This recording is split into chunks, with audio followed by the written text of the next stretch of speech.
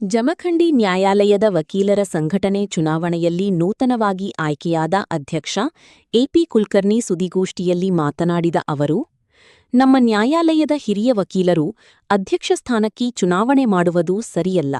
ಎಲ್ಲರೂ ಸೇರಿಕೊಂಡು ಅವಿರೋಧವಾಗಿ ಅಧ್ಯಕ್ಷ ಸ್ಥಾನವನ್ನು ಆಯ್ಕೆ ಮಾಡುವುದು ಸರಿಯಾಗಿ ಇರುತ್ತದೆ. ಆದರೆ ಚುನಾವಣೆ ಮಾಡುವುದು ಸರಿಯಲ್ಲ ಎಂದು ತಮ್ಮ ಸಲಹೆ ಸೂಚನೆಗಳನ್ನು ನೀಡಿದರು. ಆದರೆ ಪೈಪೋಟಿ ನಡೆದ ಕಾರಣ ಚುನಾವಣೆ ಮಾಡುವುದು ಅನಿವಾರ್ಯತೆ ಬಂದಿತು ಎಂದರು.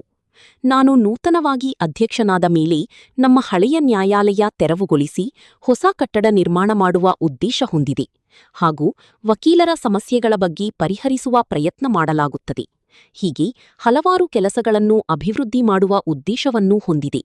ನಮ್ಮ ನೂತನ ಆಡಳಿತ ಮಂಡಳಿಯನ್ನು ಆಯ್ಕೆ ಮಾಡಿದ ಎಲ್ಲ ವಕೀಲರಿಗೆ ಧನ್ಯವಾದಗಳು ಎಂದರು.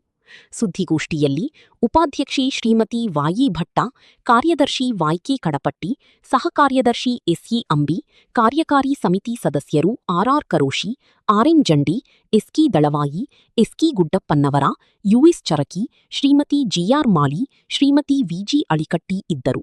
ವರದಿ ಪ್ರಯತ್ನ ಮಾಡಿದರು.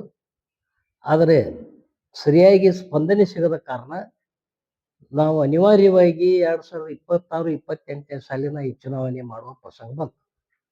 ಹೋದ ಬಾರಿ ಅಧ್ಯಕ್ಷರನ್ನು ಹೊರತುಪಡಿಸಿ ಎಲ್ಲರಿಗೂ ಸಂಧಾನ ಪ್ರಕ್ರಿಯೆಯಿಂದ ಆಯ್ಕೆ ಮಾಡಲಾಗಿತ್ತು. ಕೇವಲ ಅಧ್ಯಕ್ಷರು ಮಾತ್ರ ಚುನಾವಣೆ ನಡೆದಿತ್ತು. ಈ ಕಾರಣ ಈ ಸಲದ ಚುನಾವಣೆ ಒಂದು ಸ್ವಲ್ಪ ತುರುಸಿನ ಚುನಾವಣೆಯಾಗಿದೆ. ಇಡೀ ಜಿಲ್ಲೆಯಲ್ಲಿ ಮತ್ತು ಹೊರಗಿನ ಜಿಲ್ಲೆಯಲ್ಲಿಯೂ ಕೂಡ ನಮ್ಮ ಸಂಘದ ಚುನಾವಣೆ ಸುದ್ದಿ ಮಾಡಿದೆ. ಆದರೆ ಈ ನಮ್ಮ ವಕೀಲರ ಸಂಘದ ಚುನಾವಣೆ ಕೇವಲ ನಮ್ಮ ಸಂಘಕ್ಕೆ ಮಾತ್ರ ಸೀಮಿತವಾಗಿರ್ತಕ್ಕಂಥ ಚುನಾವಣೆ ಇದು.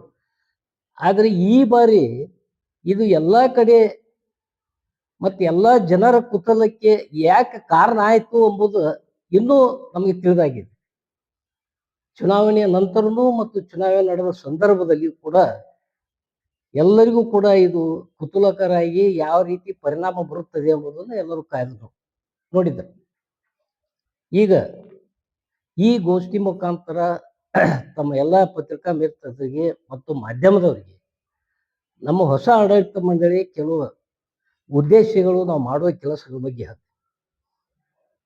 ಮೊದಲನೇದಾಗಿ ನಾವು ಈಗ ಈ ಕಟ್ಟಡ ಏನಿದೆ, ಈಗಿದ್ದ ಪರಿಸ್ಥಿತಿ ಕಟ್ಟಡ ಇದು ಅನ್ಫಿಟ್ ಅಂತ ಹೇಳಿ ಆಗಿದೆ. ಇದರದ್ದು ನಾವು ಸ್ಥಳಾಂತರ ಮಾಡಿ ಬೇರೆ ಕಡೆ ಕೋರ್ಟ್ ನಡೆಸಿ ಇದೇ ಜಾಗದಲ್ಲಿ ಹೊಸ ಕಟ್ಟಡ ಮಂಜೂರಾಗಿದೆ. ಹೋದ ವರ್ಷದ ಮಂಜೂರಾಗಿದೆ. ಕೆಲವು ಕಾರಣಗಳ ಮುಖಾಂತರ ಅದು ಪ್ರಾರಂಭ ಆಗಿಲ್ಲ. ಅದರ ಬಗ್ಗೆ ನಾವು ಪ್ರಯತ್ನ ಮಾಡ್ತೀವಿ.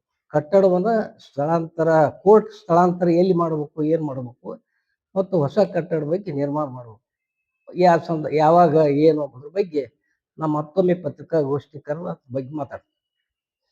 ಎರಡನೇದಾಗಿ ಈಗ ನಮ್ಮ ಸಂಘದಿಂದ ಮತ್ತು ನಮ್ಮ ಉತ್ತರ ಕರ್ನಾಟಕದಿಂದ ನಮ್ಮ ವಕೀಲರ ಮಿತ್ರರು ಸಿವಿಲ್ ಜಡ್ಜ್ ಪಾಸ್ ಆಗೋದು ಭಾಳ ಕಠಿಣ ಆಗಿದೆ.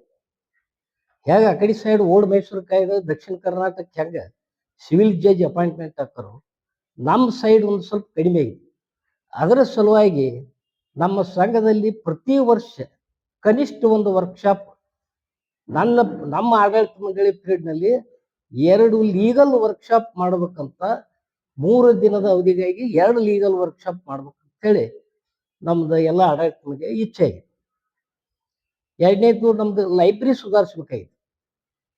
ಇವತ್ತು ನೀವು ಒಂದು ಪತ್ರಿಕೆಯಲ್ಲಿ ನೋಡಿರ್ಬೋದು, ವಿಜಯ ಕರ್ನಾಟಕದಲ್ಲಿ ಇರ್ಬೋದು, ಅದು ವಕೀಲರು ಪ್ರಧಾನ ಅರ್ಚಕರೇ ಅಂತ ಹೇಳಿ ಬಂದಿತ್ತು, ಒಂದು ಹೆಡ್ಲೈನ್ ಇದೆ, ನೀವು ಗಮನಿಸಿರ್ಬೋದು.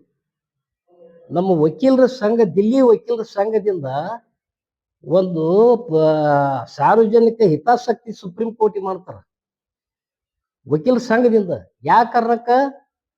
ಶಬರಿಮಲೆಯೊಳಗ ಸ್ತ್ರೀಯರಿಗೆ ಅವಕಾಶ ನಿರ್ಬಂಧ ಇದೆ, ಆ ನಿರ್ಬಂಧವನ್ನು ತೆಗೆದು ಹಾಕ್ಬೇಕು, ಎಲ್ಲರಿಗೂ ಅವಕಾಶ ಕೊಡಬೇಕು ಅಂತೇಳಿ ಒಂದು ಸಾರ್ವಜನಿಕ ಹಿತಾಸಕ್ತಿ ಅರ್ಜಿ ವಕೀಲರ ಸಂಘದವ್ರು ಮಾಡ್ತಾರೆ.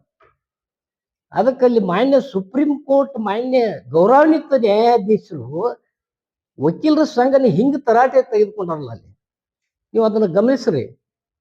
ನಾ ಅದನ್ನ ಹೇಳ್ತೀನಿ, ನಾವು ವಿಜಯ ಕರ್ನಾಟಕದಾಗ ಬಂದಿದ್ದೆ. ಅದು ಕರ್ನಾಟಕ ತೆಗೆದುಕೊಂಡ ವಕೀಲರ ಸಂಘದವ್ರ ಕೆಲಸ ಏನು? ನೀವು ಗ್ರಾಮೀಣ ಮಟ್ಟದಲ್ಲಿ ವಕೀಲರು ಯಾವ ಪ್ರತಿಭೆ ಅದಾವೋ ಅವ್ರನ್ನ ಗುರುತಿಸ್ರಿ, ಅವ್ರಿಗೆ ಅವಕಾಶ ಕೊಡ್ರಿ. ಯಾವ ವಕೀಲರಿಗೆ ಇಂಥವೆಲ್ಲ ಮಾಡ್ಲಿಕ್ಕೆ ಹೋಗ್ಬೇಡ್ರಿ, ಇದಕ್ಕೆಲ್ಲ ಬೇರೆ ಇರ್ತಾರ. ವಕೀಲರ ಸಂಘದ ಕೆಲಸ ಅಲ್ಲ ಇದು ಅಂತ ಹೇಳಿ ವಕೀಲರ ಸಂಘಕ್ಕೆ ಹೇಳ್ತಾರೆ. ಅದಕ್ಕೆ ನಮ್ಮ ವಕೀಲರ ಸಂಘದ ಇತಿಮಿತಿ ಏನು, ನಾವು ಯಾವ ರೀತಿ ಮಾಡಬೇಕು, ನಮ್ಮ ವಕೀಲರ ಸಂಘದ ಅಭಿವೃದ್ಧಿಗಾಗಿ ಮತ್ತು ನಮ್ಮ ಯುವ ಪ್ರತಿಭೆ ಗುರುತಿಸಿ ಅವ್ರಿಗೆ ಒಂದು ಹೆಚ್ಚಿನ ಅವಕಾಶ ಕೊಡ್ಲಿಕ್ಕೆ ನಾವು ಆಡಳಿತ ಮಂಡಳಿಯವರು ಎಲ್ಲರೂ ಪ್ರಯತ್ನ ಮಾಡ್ತೀವಿ 2 ವರ್ಷ ಅವಧಿ ಅಂತೇಳಿ ನಾ ಈ ಮೂಲಕ ತಮಗೆ ಅಗ್ರಗಣ್ಯ ವಕೀಲರ ಸಂಘದ 2026-28ರ ಚುನಾವಣೆಯಲ್ಲಿ ಆಯ್ಕೆ ಬಯಸಿ ಆಯ್ಕೆಯಾಗಿದ್ದೀವಿ. ಈಗ ಇನ್ನೊಂದು ಕಾರಣ ಏನು ಹೇಳ್ಬೇಕಂದ್ರೆ, ನಮ್ಮಲ್ಲಿ ಟೋಟಲ್ 11 ಮಂದಿಗೆ ಇಲೆಕ್ಷನ್ ಆಯಿತು. ಅದರಲ್ಲಿ ಒಬ್ಬರು ಅಧ್ಯಕ್ಷರು, ಒಬ್ಬರು ಉಪಾಧ್ಯಕ್ಷರು, ಒಬ್ಬರು ಜನರಲ್ ಸೆಕ್ರೆಟ್ರಿ, ಇನ್ನೊಬ್ಬರು ಜಂಟಿ ಸೆಕ್ರೆಟ್ರಿ ಅಂತ ಆಯ್ಕೆಯಾದರು. ಅದರೊಳಗೆ ಎಕ್ಸಿಕ್ಯೂಟಿವ್ ಕಮಿಟಿ ಅಂತಂದು 5 ಮಂದಿ ಪುರುಷರು, ಮಹಿಳಾ 2. ಇಲ್ಲಿ ಇನ್ನೊಂದು ಹೇಳ್ಬೇಕಂದ್ರೆ, ಸುಪ್ರೀಂ ಕೋರ್ಟ್ ಗೈಡ್ಲೈನ್ಸ್ ಪ್ರಕಾರ ಒಟ್ಟು ಟೋಟಲ್ ನಮ್ಮಲ್ಲಿ 11 ಮಂದಿ ಒಳಗೆ 30% ಮಹಿಳಾ ಮೀಸಲಾತಿ ಕೊಡ್ಬೇಕಂತಂದು ಇತ್ತು. ಆ ಕಾರಣಕ್ಕಾಗಿ ನಮ್ಮಲ್ಲಿ ಮಹಿಳಾ ಪ್ರತಿನಿಧಿ ಅಂತಂದು 2 ಆಗ್ಯಾರು. ಆಮೇಲೆ ನಮ್ಮಲ್ಲಿ ಉಪಾಧ್ಯಕ್ಷರನ್ನ ಮಹಿಳೆಯರಿಗೆ ನಾವು ಬಿಟ್ಟುಕೊಟ್ಟಿದ್ದೇವೆ ನಮ್ಮ ಸಂಘ ಇದರಿಂದ. ಆ ಕಾರಣಕ್ಕಾಗಿ ನಮ್ಮಲ್ಲಿ 3 ಜನ ಆಯ್ಕೆಯಾಗಿದ್ದಾರೆ. ಅನಂತರ ಇನ್ನೊಂದು